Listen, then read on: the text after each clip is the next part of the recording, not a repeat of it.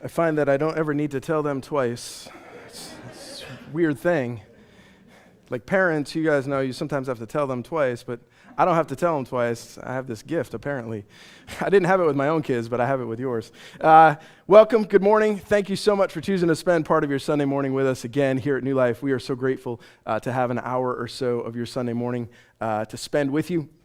We are at the very beginning of a series, a very extended series of messages called The Jesus Project. And if you have not been here yet and haven't sort of followed along with us to this point, I'm going to just kind of recap it as best as we can. This series of messages is all about this one idea, which is that we all, no matter where we came from, Catholic, Protestant, how you grew up, we have some sort of image of who Jesus is and what Jesus means to us. And we sort of have this idea based on how we were taught about him from our parents, from our churches, all sorts of different places. We've got some ideas about who Jesus is, what Jesus said, and what Jesus did. And the truth is, we are all wrong. So that's how we start. We're all wrong. You're wrong, I'm wrong. I've got ideas that I have, images that I've created of Jesus that are not correct. You've got some images and ideas of Jesus that you've created that are not correct. And so our goal in this series is to try to strip away all of that stuff and try to find out what Jesus said, what Jesus did from the original sources that we have about Jesus' life, which are the four Gospels that have been passed on to us for a couple of thousand years. And so we are basically trying to piece by piece, section by section, open up Scripture and ask, what do we see about Jesus in here? And the other side, what do we see about ourselves in here? Because those are the two pieces that we have to see when we come to the Scriptures. And so this morning we're going to do our best. Thanks again for being here to join us on that journey. Some of you know me well enough to know I would say I'm a bit of a perfectionist, but that would be lying. I'm a lot of a perfectionist. I have this tendency, and some of you have it with me, and some of you don't have it with me, and you frustrate the living daylights out of me. I don't understand that. I have this tendency to when I get immersed into something, I want everything that I do to be done as perfectly as it possibly can be done. And so on the good side, that means that I pay a lot of attention to the details of the things that I do. I try to, make sure that the things that I do are done with excellence, are done well. On the other side, it means that I don't like trying new things. I don't like learning new skills. Some of you are like, I love to learn something new. I'm like, I don't want to learn anything new. If I learn something new, here's what I've learned about myself. I'm bad at it. The first time I do it, and the second time I do it, and maybe the third time I do it, and by the first, second, third time, every time I'm bad at it, I throw my hands up and I'm like, you can show me all the YouTube videos in the world about how to fix my sink. You can show me all the YouTube videos in the world about how to, change out the plugs in my house that I want to change out. You can show me all of those videos, and I will try them, and I will be terrible at them. And at the end of the day, something bad. Something bad is going to happen. Like if I touch something that needs to get fixed in my house, I will break it worse. And so I just tend to avoid it or find somebody who knows what they're doing. I say, hey, can you come over and help me? And then those people, they want to show me. Well, they don't want to show me. They want me to do it. And they want to say, and I'm like, no, I just want you to do it for me. Just do it for me. The whole teach a man to fish. I'm like, I don't want to learn how to fish. Just give me a fish. Because I'm going to be bad at fishing for the rest of my life. There are certain things I'm going to be good at. There are certain things I'm naturally talented at. I've got some natural abilities. And then there are some things that I'm just not going to be as good as you are at. And I'm not saying I shouldn't learn those things, but this piece, this little fear of failure, this perfectionist tendency inside of me tends to keep me from trying new things. But sometimes I push past that and I try enough new things. And here's what I've learned, and probably this is what you've learned at a certain point in your life, that you try things and you realize that it's okay to be bad at them the first couple of times. In fact, if you're going to be really good at anything, you are first going to have to be really bad at it. And you might be really bad at it. You might fumble over things and stumble over things for a very long period of time before you become any good at the thing. And at a certain point, you might feel like, I'm okay at this. But most of us, we don't get to a point in our lives where we feel like we have mastered much, where we've really achieved excellence in a lot of different areas in our lives. It tends to be a relatively small window. things that we feel really good about, things that we feel really comfortable with and really confident in. And most of the rest of them, we are either a novice or an intermediate at best at those things. And here's our issue as human beings. We don't love, most of us, some of us, we don't love being novices at anything. And when it comes to following Jesus, we don't necessarily love being novices at following Jesus. Sometimes we come into a church and we feel like, well, there's a person up there who looks like he's an expert and looks like he's got all of his, religious ducks in a row, and I don't know any of the things. I don't know the stories he's talking about. I don't know the passages. I don't even know where to find that gospel in my Bible. I don't know any of that sort of stuff. And so we tend to have this feeling of sort of inadequacy and like, I'm not sure I can get past those novice stages to get to a place where I could at least be reasonably competent at following Jesus. And our goal here at New Life is try to help you through all of those stages of your life. Because here's what I think. I think all of us are probably novices at following Jesus, even the ones that you think are experts. In fact, the ones that you think are experts, if you ask them honestly, they would probably beat themselves up about their Jesus following experience. They would tell you, I'm not all that good at it. I think that's where we started a couple weeks ago.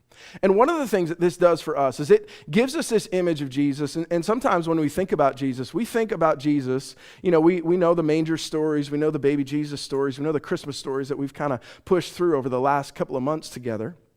And we sometimes have an image of Jesus that creates like this idea that he was a fully formed human adult that just happened to come to us in a baby's body.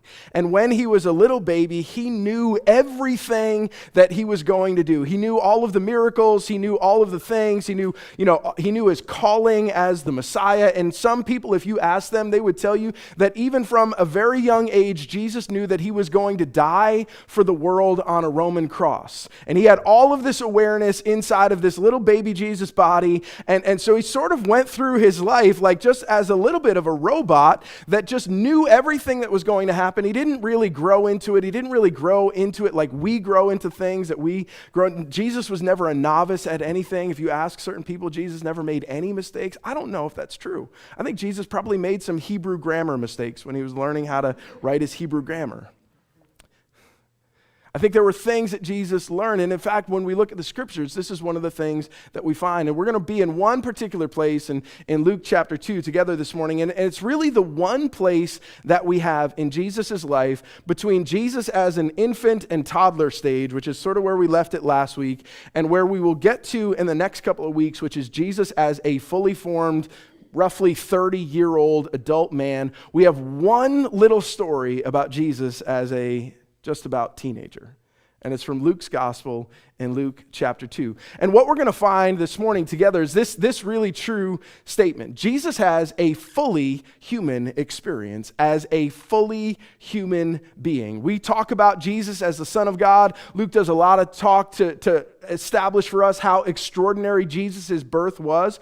But the other part, if you read the Gospels and then you read the later letters that the apostles wrote about those Gospels, they believe that not only was Jesus divine, like he was a deity, but they also believe that he had a fully human experience like your human experience and like my human experience, which means that there was not this robot that was in the manger in Bethlehem, and there was not this robot that moved through his life with Mary and Joseph and his brothers and sisters and all of that sort of stuff, that there was something that was happening inside of the life of this young man that we can actually identify a little bit with ourselves this morning. Here's where we're going to start in Luke chapter 2, verse 40. This is after Luke tells us that Mary and Joseph took Jesus and they went back home to Nazareth and they lived there in Nazareth. And here's how he begins this little section.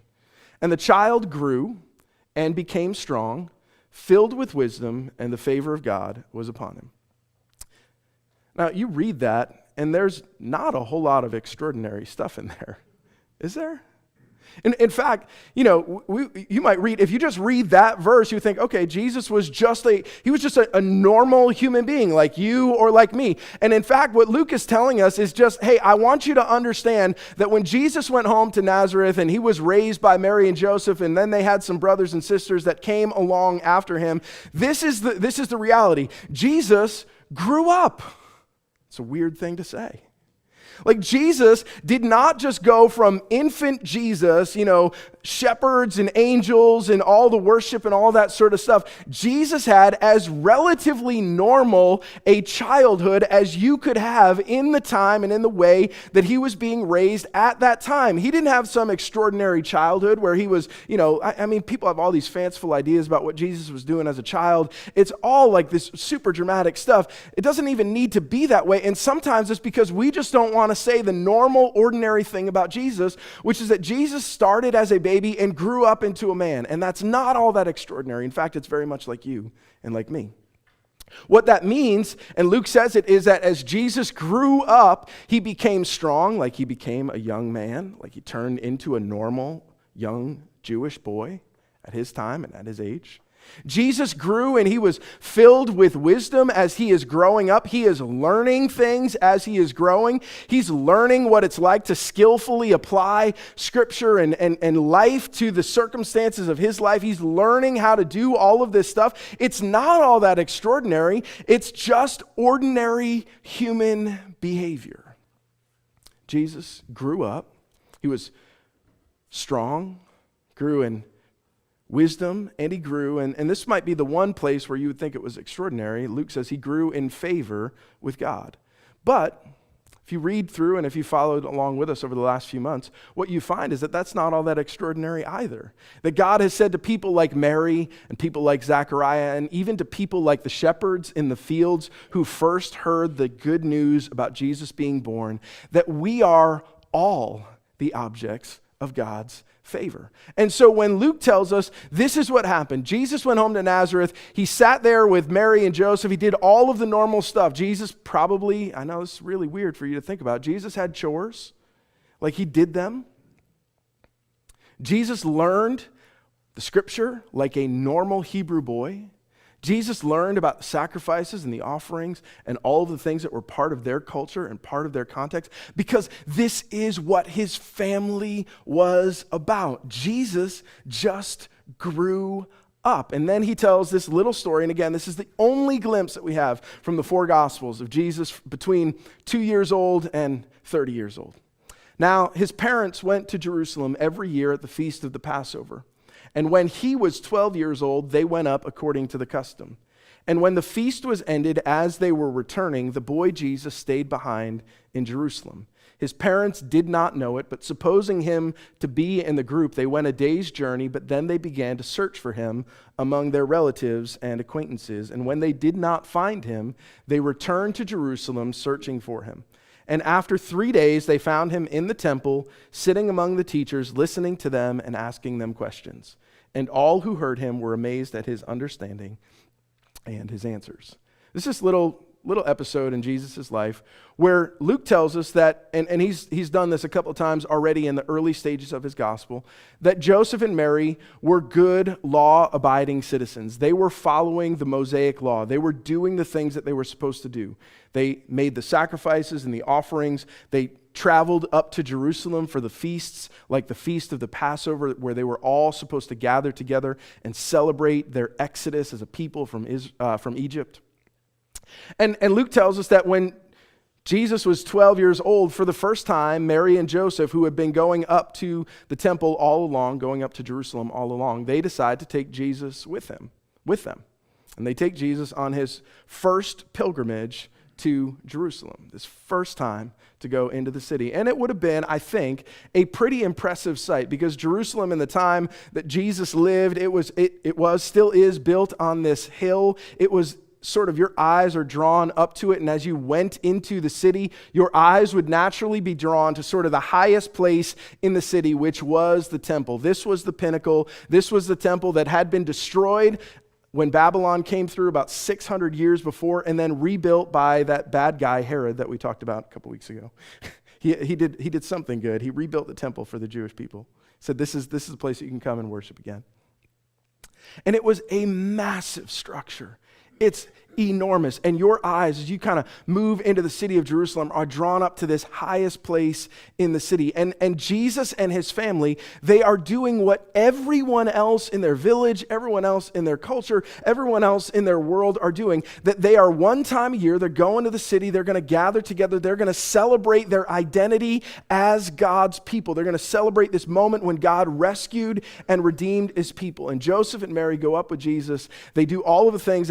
Luke doesn't tell us anything about the sacrifices, the offerings, anything like that. They just said when they were done, they decided to go home, and Jesus decides to stay behind because he's 12. Decides to stay behind. And Jesus, as a 12-year-old boy, lets his mom and dad wander off back to Nazareth, and Jesus decides, I'm going to stay here in the city. I don't know what's going through his head. Maybe I really like Jerusalem. It's a cool place. There's a lot of stuff going on here in Jerusalem.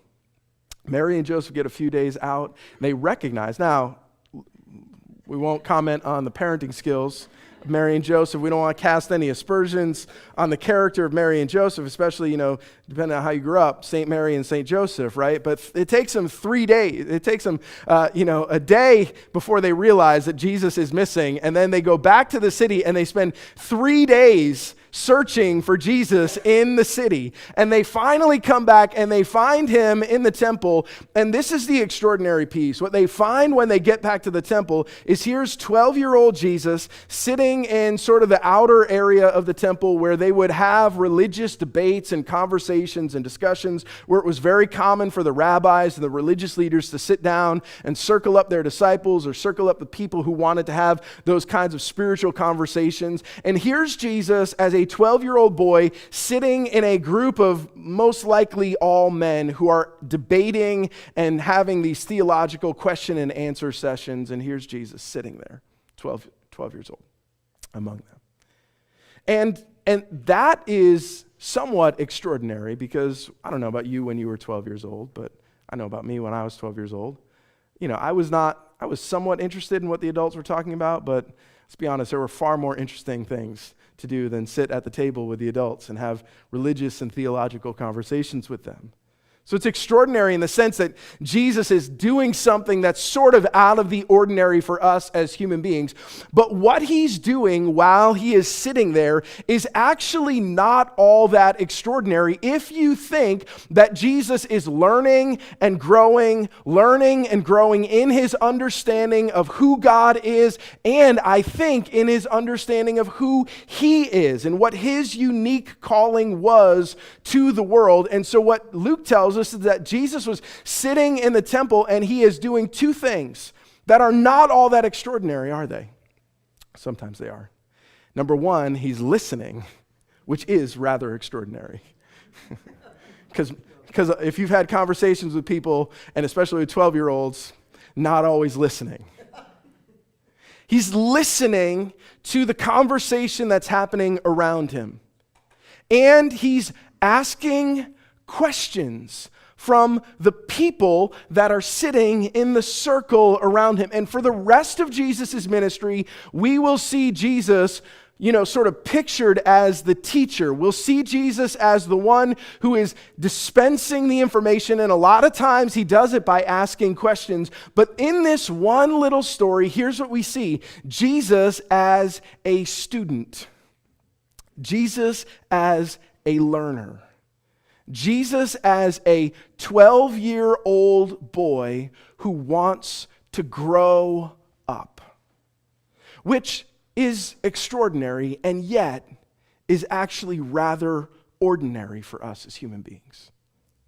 It's Jesus sitting in a group of men who he feels like he can learn something from. And as he's learning something from them, he's actually holding his own in the conversation to the point where the teachers and the people who are watching this are amazed at his grasp of what is being spoken about, what's being talked about. He's got something going on there that's a little bit different, and Luke doesn't want us to miss that. But he also wants us to understand this is just normal behavior. We don't like to think about Jesus as just normal. Especially, again, if you grew up in church like I did, we think about Jesus as extra normal, as supernatural. And I think all of that stuff is true. And yet, the gospel writers tell us, don't miss Jesus as a 12-year-old boy sitting in the temple, listening and asking questions of the people around him, because Jesus grows in wisdom like we do. The way that you grow in wisdom, the way that I grow in wisdom, is by doing those two things over and over again. It's by listening and asking questions. If you don't listen to other people and you don't ask them questions, then what you find is what I find about myself. You lock in on the few things that you feel like you already know, and you don't expand your horizons anywhere. You don't learn anything new. You don't acquire any new skills. You don't learn how to fix the plugs in the house. You don't learn how to fix the sink. You're just stuck in the same place.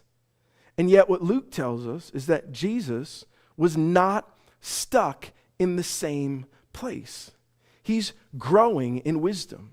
He's listening to those teachers. He's asking those questions. And as all of that stuff's happening, he's processing all of that stuff together. He's starting to come to an awareness of what is all of this story? What is all of this history? What does all of this stuff mean for us as a people, and maybe for me as I am in this moment? And when his parents saw him, they were astonished. And his mother said to him, "Son, why have you treated us so?" Very normal response, right? Wouldn't you think? Excuse me, what are you doing, Jesus? We've been searching, we went a day's journey, and then we've been looking for you for 3 days. Why did you do this? Behold, your father and I have been searching for you in great distress. And he said to them, "Why were you looking for me? Did you not know that I must be in my father's house?" And they did not understand the saying that he spoke to them, which is a common theme of all of the disciples. And it starts here.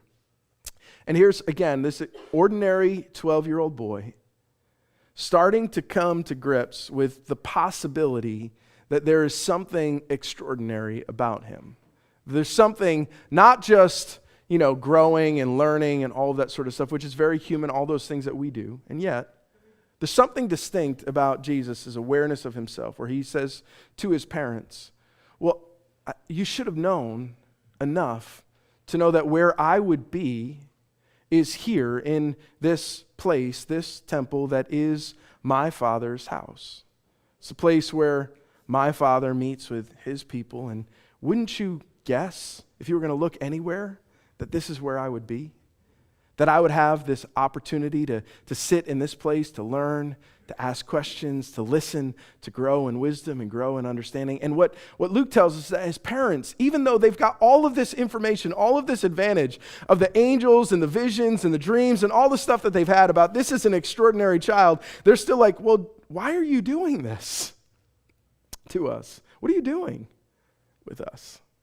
And Jesus is saying, I think I am coming to grips with my unique calling in this world. I'm coming to grips with what I'm supposed to be, what I'm supposed to do, and how extraordinary it is for me to be here in this moment with these people, with you as my parents, with the others back home as my siblings, with the people around me, these religious leaders and these scribes and Pharisees and these teachers of the law and the rabbis, and having these conversations. And then, here's how Luke closes the story. Because what we would think from this is that this would launch out into Jesus now going everywhere and announcing to the world, "I'm here to represent my Father to the world." And here's how Luke closes the story. "And he," Jesus, "went down with them, came to Nazareth, and was submissive to them. And his mother treasured up all these things in her heart." And here's Luke brackets the story with this phrase again. "And Jesus increased in wisdom and in stature and in favor with God and with man." Jesus, in other words, does the most ordinary thing possible for a 12-year-old boy whose parents just found him in the temple after 4 days missing. He goes home. And then Luke says, and he just submitted himself to his parents. Now, again, we're sort of identifying the possibility that Jesus is wrestling with this idea that he may have a distinct and unique calling in the world. That there's something extraordinary about his life, that there's a reason that he showed up in this time and in this place. And yet, he does an ordinary thing like go home and submit to your parents when they tell you to do chores. And submit to your parents when they continue your education as a Hebrew boy and they teach you about the law. And when Joseph takes you into the shop and teaches you his craft and shows you what it's like to work with the wood that he was working with, to do all of the things that, in other words, an ordinary human being would do, Jesus does just that. And the result is this ordinary and yet somewhat extraordinary act, which is that Jesus increased in wisdom. We don't often think about that with Jesus. We think Jesus came in fully formed, has all the wisdom in the world. He's the Son of God. I mean, if we believe that about him, if he's the Son of God, then doesn't he have all of the wisdom in the world already available to him? And yet Luke says Jesus went home, submitted to his parents, did what they asked him to do, and as he did that, he is increasing in wisdom and in stature and increasing in favor with God and with people around him. It's ordinary, and yet, I think, to some extent or another, it's pretty extraordinary. For Jesus to not announce to the world, the Messiah is here. There's no, social media blast that announces Jesus has arrived. This is Jesus in the temple with the Pharisees. This is Jesus. Like, none of that stuff. There's no public declaration. In fact, Jesus goes home for another 18 years. Another whole childhood, if you want to think about it that way. Goes home and continues growing up, increasing in wisdom, stature, and in favor with God and man. Continues doing, I think, the ordinary things that he was doing there in the temple. He continues to listen and to ask questions, to learn even from his parents, to learn even from his rabbi in his synagogue back home in Nazareth, to learn from his community, to learn from the world around him, to understand what it was to be who he was meant to be in the world at that place and at that time, and to understand his unique calling in the world. And this is something, and again, there's a lot of things that we can't replicate in ourselves about Jesus' life. We are not necessarily meant to replicate Jesus' calling to the world. In fact, I would say not necessarily. We are not meant to be Jesus again. If you think that, we maybe have a conversation afterwards. Talk about what that means. But the things that we can emulate about Jesus are super ordinary and simple and often overlooked by us as Christians. To grow in wisdom, listen, and ask questions. To grow in your wisdom as a follower of Jesus, you have to do what Jesus models for us here, which is a very ordinary thing, which is sometimes sit in a circle of people who have ideas and opinions and thoughts, and you listen to them, and you ask questions of them. And as you listen and as you ask questions, it's this weird thing, you may learn something. I might learn something by listening and asking questions, by being just, in other words, an ordinary, somewhat curious human being. Like, this is what we are meant to be. We are meant to be people who are learning and following. We are meant to be not perfect at this. We're just meant to be novices at this. We're just meant to be beginners at this. We're just meant to be people who are like, I'm just trying to figure this out. I don't know all of the answers. I don't even understand how all of this stuff applies to me in this moment. I don't know what I'm supposed to do with all of this stuff. I don't know how I'm supposed to live my life in light of all of these things I'm learning about Jesus, but I actually want to grow in wisdom. And if you want to grow in wisdom, you actually can. This is the remarkable thing. There's a lot of people, you've met them, I've met them, who have stopped growing in their relationship with Jesus. They just stopped. They got to a certain point and they recognized, I'm good. I got enough Jesus. They won't tell you that, but you watch the way they live their lives. I kind of figured Jesus out. I got the basics down. And I'm not learning anything new. We're missing, if we do that, we're missing the model that Jesus lays down in this really ordinary human story. To learn and to grow and increase in wisdom and stature, and maybe even in favor with God and man by doing the simple things that allow us to learn and to grow. Here's how I want to sort of close it down this morning. All of us are at different places in our journey when it comes to follow Jesus. Some of you guys have been following Jesus for a very long time. And as you have followed Jesus, you have hopefully increased in wisdom and in stature and in favor with God and man as you have tried to learn and grow in your relationship with Him. Well, I want to encourage you, if you're at that stage, don't stop now just because you've got 20 years or 30 years or 40 years of learning and growing. Don't stop listening now. And don't stop asking questions now. Don't get so settled into your faith and settled into your sort of, I know my story and I know the story and I can't learn anything else at this moment. Don't get so settled into it that you stop growing in wisdom. And if you're maybe on the other end and you're like, man, I'm really a beginner. And I know I'm a beginner, and I'm frustrated because I'm a beginner, because it's frustrating sometimes to be a beginner. It's frustrating to sort of sit sometimes and feel like I don't know as much as I'm supposed to know, and if I knew more, and if I had grown more, and if I had paid attention more, or whatever you tell yourself, I would be further along in this journey. Here's what I want to just say publicly for you.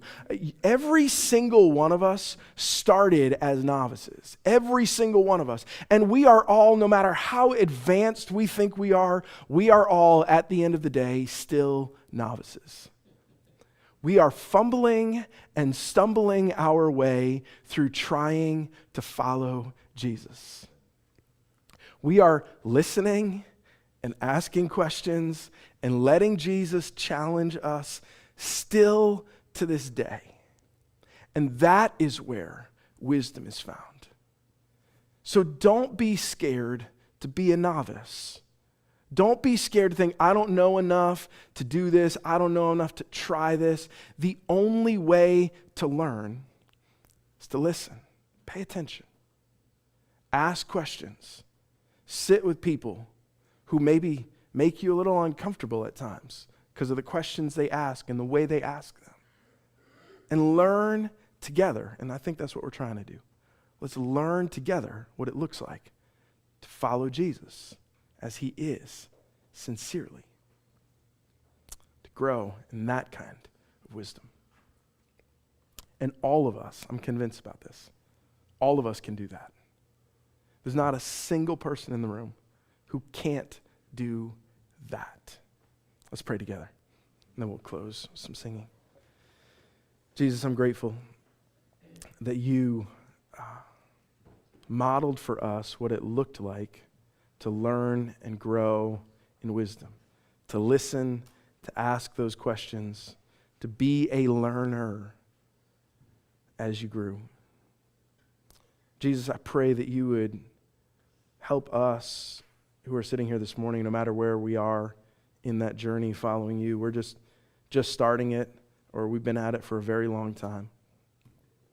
I pray that you would give to each of us a holy curiosity about ourselves, about you, about our relationship with you, and our calling to the world. I pray that we would never stop growing in our understanding. I pray that as we grow in that wisdom and stature and favor with you and with man, that we would become the kind of people who model for our world a really healthy view of faith, relationship with Jesus that really changes, transforms our lives. We're grateful for it and the opportunity to do it. In Jesus' name, amen.